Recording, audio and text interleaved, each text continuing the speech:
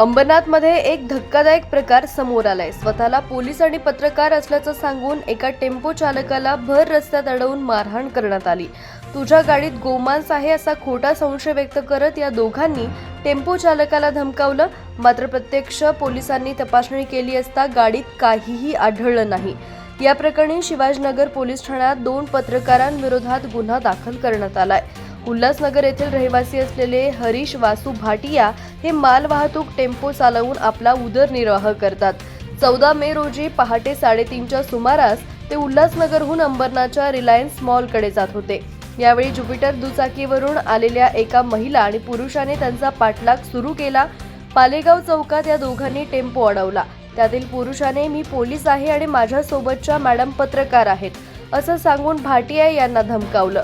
तुझ्या गाडीत गोमांस आहे, गाडी खोलून दाखव नाहीतर तुला मारून टाकेन अशी धमकी देत त्यांनी टेम्पो चालकाला शिवीगाळ आणि मारहाण केली। संशयित आरोपी स्मिता पवार हिने पोलिसांनाही गाडीत गोमांस असल्याचं ठामपणे सांगितलं।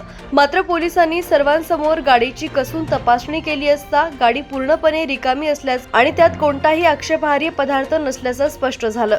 टेम्पो चालकाचा विनाकारण पाठलाग करणे, खोटी ओळख सांगून मारहाण करणे आणि धमकी दिल्याप्रकरणी पोलिसांनी संजय रामप्रसाद सिंग आणि स्मिता एकनाथ पवार या दोघांविरोधात तक्रार नोंदवून घेतली आहे। हे दोन्ही आरोपी स्वतःला पत्रकार असल्याचं सांगत असून पोलीस या प्रकरणाचा अधिक तपास करतात।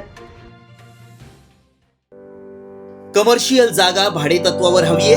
आजच संपर्क करा।